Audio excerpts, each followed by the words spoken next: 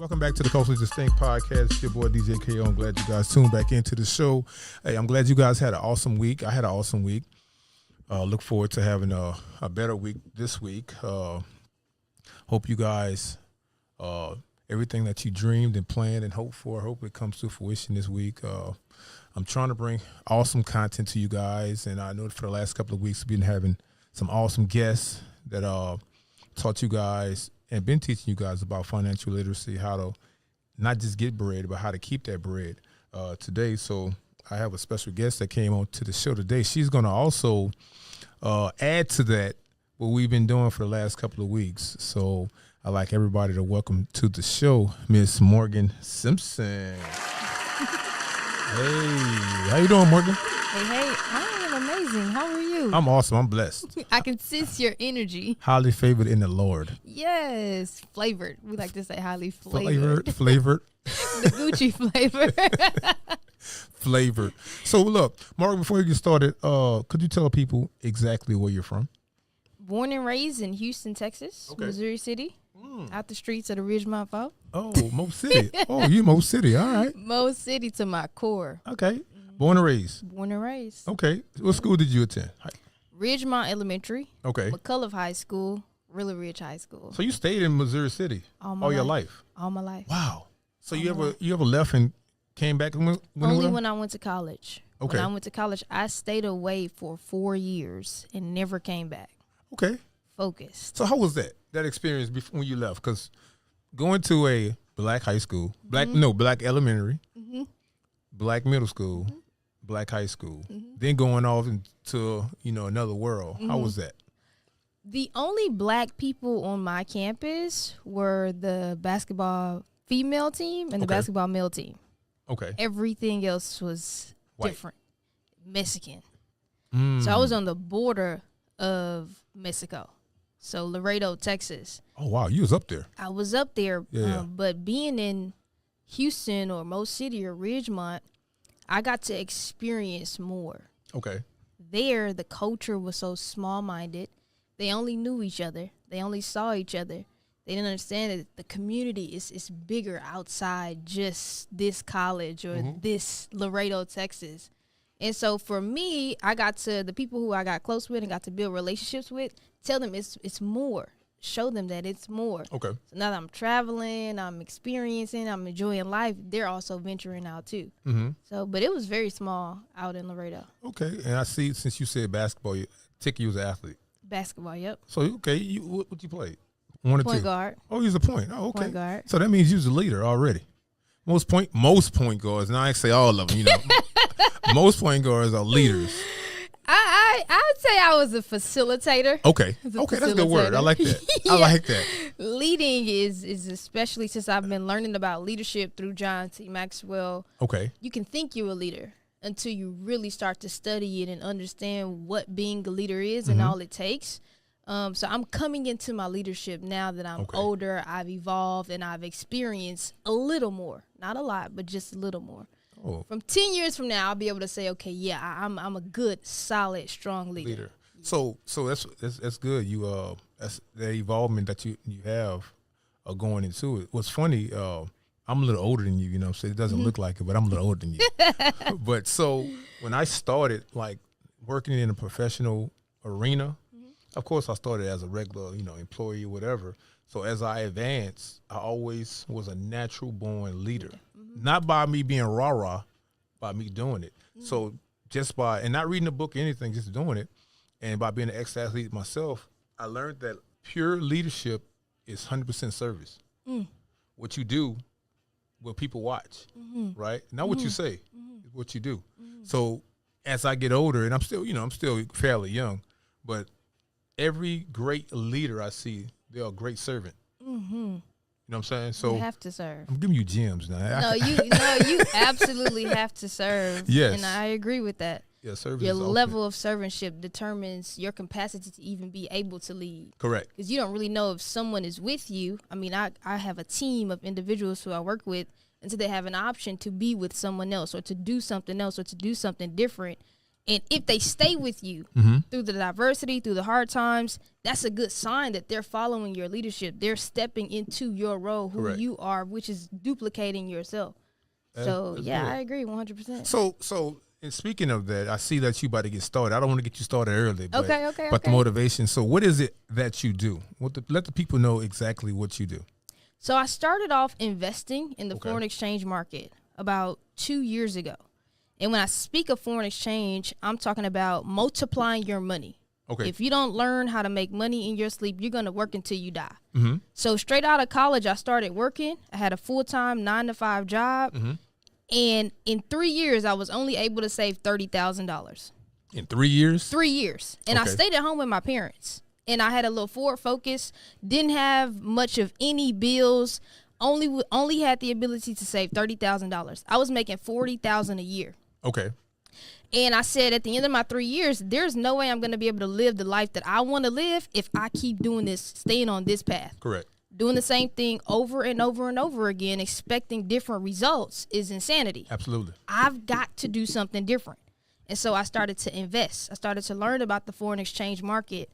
I made $200 in about 2 minutes. The fastest rate of return on my dollar I had ever seen in my life. It was fake money. It was demo money, but a live market. I said, oh, this is real. I dove in head first. Put a $234 investment up to get started in learning a skill. Once I started, I saw it's possible for me. I said, there is millions of other people that need to hear and see this information. So then I started to post about it on my social media. The power of social media, so many people were looking for other opportunities, something different, something else that they can do to get out of the bondage or the chains. And so everyone started investing with me. Every single day, 10 people, 20 people, 100 people. In 1 year, we had over 4,000 people on the team of just investors. All right, hold on. You're going too fast. Okay. You're going too fast. Okay. Because I understand. So, all right. So you're saying that you started this foreign exchange, right? Information that you had to learn. Now, did you learn what you was doing before you started seeking out investors? I didn't have to. So my first 30 days, I knew nothing about the foreign exchange market. I had 30 people on my team. I didn't have the knowledge, but my mentor who told me about it, who showed me the market, he had the knowledge. He had already been doing it for a year, earning $10,000 a month. Okay. And so I would be honest and I would tell my friends, I don't know anything about this. I just know I'm making money. But I told my mentor, if I found somebody like you who was serious about it, I'd get you on a call with him so he can answer any questions you got. And so I had him on about 33-way calls every single day about people who were interested in the financial markets. And it literally, in a year time, over 4,000 people on the team. Okay, now, all right, so now you got 4,000 people on the team. And I take it these 4,000 people are investors. They're learning the skill of investing so that they can be self-sufficient, independent traders on their own. Okay. So in doing that, in saying that, so you as an individual who started these individuals off, right? Nothing in life is free. Correct. Right? Correct. Even if now you get knowledge on YouTube or whatever, it's still not free too. You still got to keep researching. Your time. You put in your time in. Right. So how, I'm about to get in your business a little bit. Okay, right? come on. Let's talk. Let's get in there. How did you get income from those individuals that was doing investing for themselves? Okay. Whenever you invest, which the investment is $234 to get started if you want to learn the skill and attain the information, everyone who join your team, even if you join and you bring somebody, you're also a part of my team. So 3 people, the company pay you $150 a month. 12 people, the company pay you $600 a month. Okay. 150,000 or $150? $150. Oh, okay, I got you. Yeah. Okay. 30 people, $1,000 a month, so on and so forth. So there's multiple people from the age of like 20 to 25 earning $10,000, $25,000, $50,000 every single month from the team. Now, if you want to come in and you don't want to build a team and you only want to learn the skill, the education side, you have access to do so. But if it's somebody you know, that you know they need a better or bigger opportunity, because they want more out of life, you can show them. And if you show them, the company's going to pay. It's like going to a movie. Okay. You ever went to a movie and you call someone like, you know how good this movie is, you got to go see it? Right. You refer a movie, and the movie theater make millions of dollars, and they don't pay you a dime. Right. Well, the same with a company. Refer someone to what you're learning, the education that you have access to, and the company pay you for that. So basically you're saying like it's like a pyramid. It's pyramid you could call it a pyramid. To a degree. So I don't know if you remember. You might be too young. I don't know how old you are. I'm 31. Oh, okay. You old enough. You old. So. Yeah. So they used to have this thing. Well, they still have it, but it's not as popular like it used to be. It was insurance called Primerica. Okay, I've heard of it. So Primerica had the same method. Mm-hmm. Basically, you get in, you get somebody, you get somebody else, and you build the pyramid under that one individual. Mm-hmm. So in doing that, right? What have you learned in the process of individuals that want to invest or the ones who have invested? What have some things have you learned? The biggest key thing for me is that the mindset. Okay. How you grew up. Okay. They tell you money don't grow on trees. How? What is a pencil? It's paper. It's wood. It's wood. Right. And wood is made of what? A tree. From a tree. There you go. So how is it not? Okay. They tell you don't talk to strangers. I've made the most money working with strangers. But what if I would have never been comfortable enough to talk to strangers? Okay. So it's your mindset, how you were when you grew up. If you grew up with the poverty mindset 9 times out of 10, that's still your mindset today. Okay. And in order to reach millions of dollars or billions of dollars, you can't think how you used to think. You have to completely reprogram your mind of what you were taught when you were 15, 16, 17 years old growing up. Yeah. And so reprogramming my mind, when you see me, I'm with a book, I'm reading. If I'm writing, I'm listening to audio because I have to reprogram my subconscious mind to start thinking on a richer level if I want to attain those riches in my life. Okay. So let's talk about mindset. I like that. And you being fairly young, a lot of people, not just, black or white, a lot of people don't think about mindset. The mindset is something that, it's something like you said, we was programmed. And I think that me personally, like I said, I'm a little older. I think that it used to be the news. Now it's social media. Oh, yeah. Especially for the younger kids. I think that's swinging people's mind to do certain things. You know what I'm saying? Good and bad. For You know sure. what I'm saying? Especially like, something that you're doing, versus somebody getting the BBL. You know what I'm saying? So what overcame you, or what did you do in order for your mindset to change? Because I'm pretty sure it was something in your mind saying, well, this sounds good and it's just like everything else, but why should I invest in this now? Because there had to be something to say, okay, well, let me do this now. Right. Well, my career, when I was working 9 to 5. I was working weekends. Okay. I was slaving. What you was doing? At that time, I went from a manager trainee to an assistant branch manager to a branch manager. So I had my own store at Hertz Rental Car. Okay. Had over 300 cars on rent, and I had over 8 employees. And so I was a manager. Okay. Operating daily operations how I wanted to every day. I was a high performer every month. I got promoted fairly quickly within the first year of being there, just doing outrageous sales with building relationships with the right people. But when you see it's not enough, the 30,000 in 3 years, when you see it's not enough, when you see other people are living their lives and they're doing things different, you start to think, well, what are they doing? Right. How are they doing it? So I went from that job to becoming an account executive at the United States Money Reserve. And there I managed accounts. Okay. Retired people who would send in millions of dollars to protect their dollars in gold, platinum, palladium. And so I knew the market was real. I just didn't know how to invest in it. And I knew I didn't have millions of dollars to start.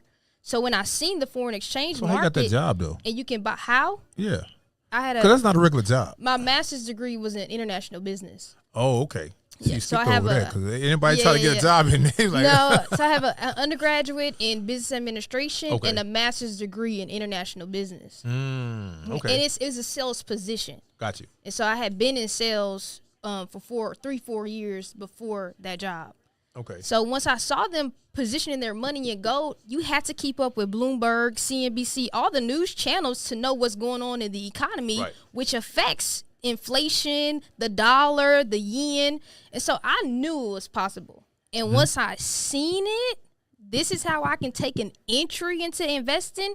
I took it full steam ahead. Okay. I didn't just bring people in and tell people you can make money here. I actually learned the skill. I attained the knowledge to become self-sufficient, to start multiplying my money. And then I said, okay, whoever want to come, I'm helping everybody. I'm telling everyone in our community. So what you did, so what I'm taking from it, now correct me if I'm wrong, this is what I'm taking from it, that you had it, all right, first you got the education. Education. Like on a topical level, you got the education. Then you got into a job where you had a boss. Yes. But you learned what they was doing.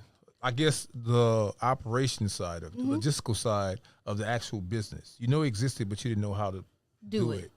Right? But you learned that. Correct. So, because the reason why I asked that, because a lot of people be working jobs and they never get like the basics out of it. They just working a job, going, like you said, 9 to 5, waking up and leaving going to lunch and leaving at a certain time versus getting the proper tools that they need to move forward if they want to go out on their own. You know what I mean? Well, the job is designed to keep you busy. Working a 9 to 5 job is for you to not have time to do anything else. So the biggest excuse when I am introducing people into the market is that, oh, I don't have time. What do you mean you don't have time? Either you don't have time or you don't have money. And if you don't have money, but you've been working that job for 3 years, what makes you think you're going to have money this time next year? Right. You have to do something different. You need change. You have to make that decision. That's a reprogramming. That's mindset. That's personal development. Right. That's understanding that rich people don't spend time in places or areas where it's not going to grow their assets. For what? Right. I've got to invest in myself and my mindset. I've got to personally develop so I can reach new heights, so I can make decisions to keep pushing and keep going on and going forward. Okay. So what is the ultimate goal? 'Cause it's always the ultimate goal when you doing something and it's successful. It has to be a glass ceiling somewhere. So what is the ultimate goal for you? Well, I definitely want to be able to give back to communities. Okay. I want to have a foundation.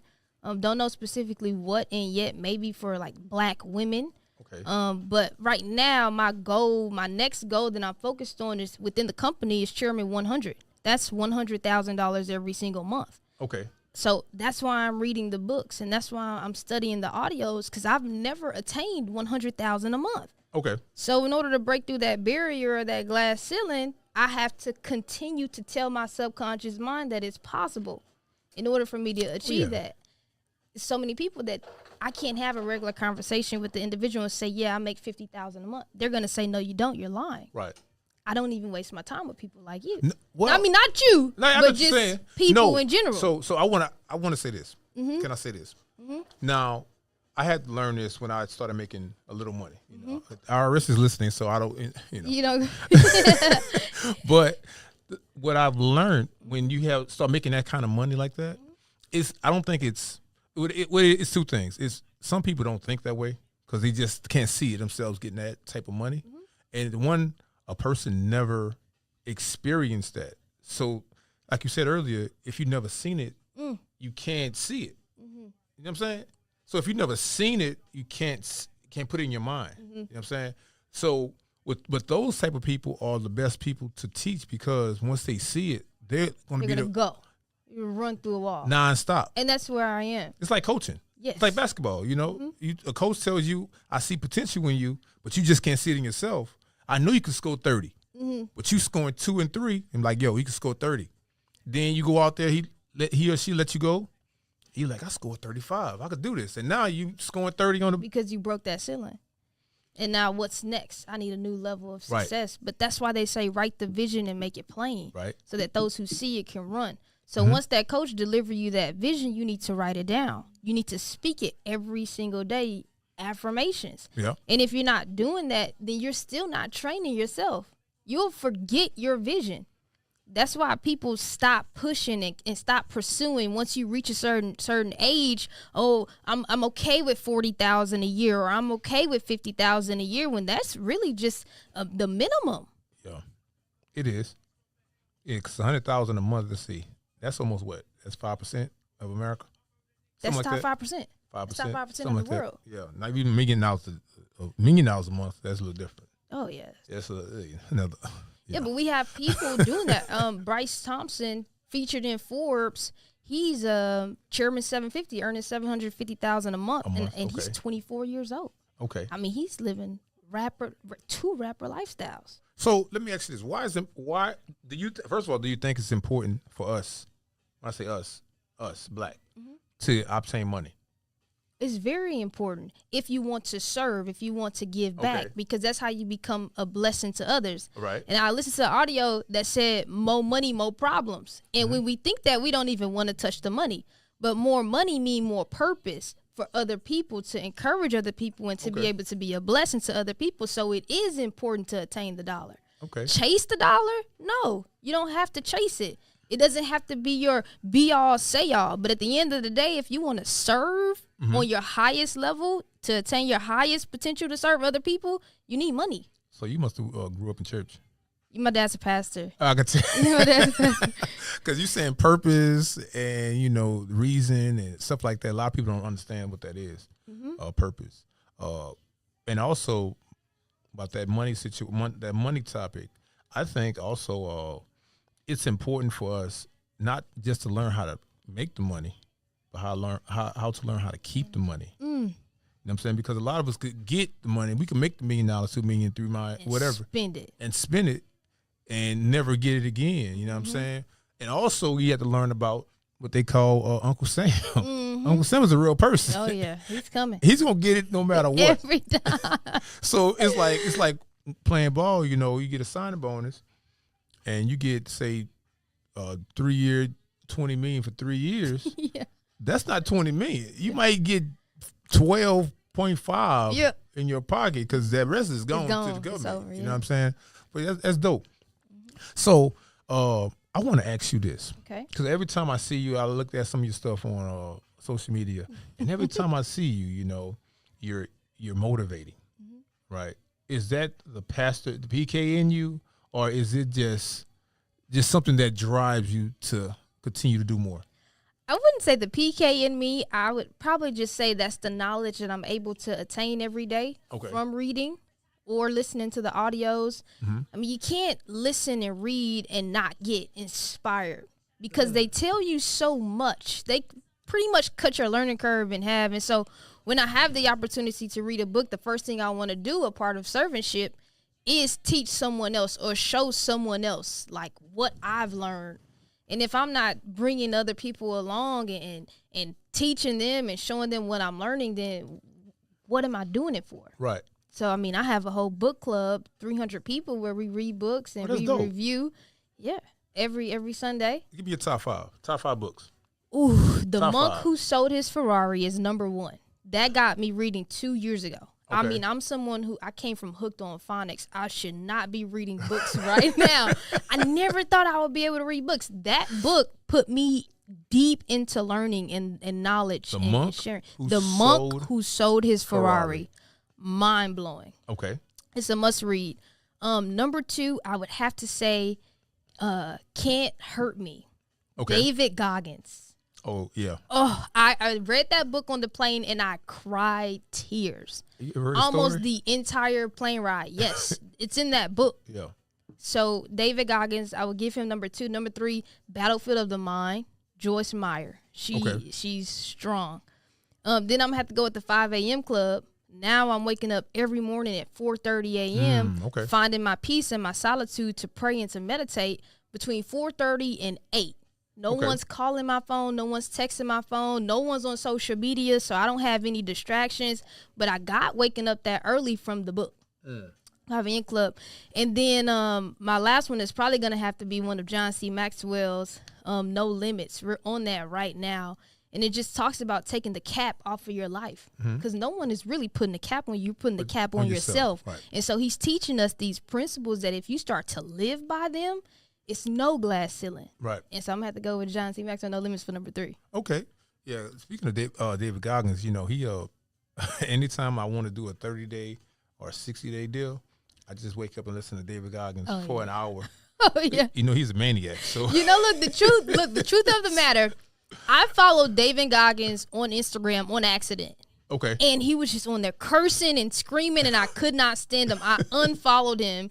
I got the book for Christmas as a gift, and I read the book, and now I love him because I understand why he is the way he is. Yeah, he said his term is you have to calcify your brain. Mm-hmm. Like you have to put calluses on your brain to build it up. Because, you know, people going to say you can't do it or, you know, you shouldn't be doing this or your body might say something or whatever. It's like, you know how you talk. Curse words and every other word is a curse word. That's good. Okay, so y'all go check that out. So that's the monk who sold his Ferrari, David Goggins, Joyce Meyer, Battlefield of the Mind, John C. Maxwell, No Limits, and the 5 a.m. Club. Meditation. How important has that been in your life to now? Oh man, it's super important. When I pray, that's my time to speak and to ask God. But when you meditate, that's your time to listen. Okay. So a lot of us, we praying, but you never listen. And if you never listen, how can you receive the answers that you want? Okay. And so I find meditation is the first top thing I'm doing in the morning. As soon as I'm waking up, I'm listening. Right. What area, what steps, what direction should I be taking? Who should I be speaking to? Why should I be speaking to him? Right. Who should I be exiting out of my life? Important decisions that I don't just want to make these decisions on my own, but I want to get it from him. Right. So I mean, meditation is number 1 on my list almost every day. Yeah. Next to affirmations. Yeah. Meditations I've learned because I've been meditating for like maybe 2 years, like really meditating versus praying. Because you know you learn when you younger they teach you how to pray, you know. But I realized that praying and meditation are 2 different things. You know what I mean? Praying is just just supposed to be talking to God, all right, or thanking God for whatever. But meditation is more of asking, right, before it even happens, right, and not just asking for ego purposes, but asking how can I be a gift to whatever I'm about to serve, or you know what I'm saying? So. That's the good thing about meditation. And then meditation also allows you to cut your ego out of it. Because you start saying the more it's about something else, the less you see yourself. So that's the good thing about meditation. So question for you. Okay. Another thing I see all the time, and I want to get on you about this. Okay. Right? You probably know what I'm about to say. No, I have no idea. So, Gucci. Every time I see you, you got a Gucci print on. Gucci hat, Gucci buckle, Gucci shoes, Gucci sweater. Today you got Gucci on. Yeah. What is it with this Gucci? You know, everyone give me a hard time with Gucci, and it's not just in the States. When I went out to London, they were asking. When I went to Portugal, they were asking, but I'm almost known as the Gucci girl now. Okay. Truth be told, I don't spend any money on Gucci.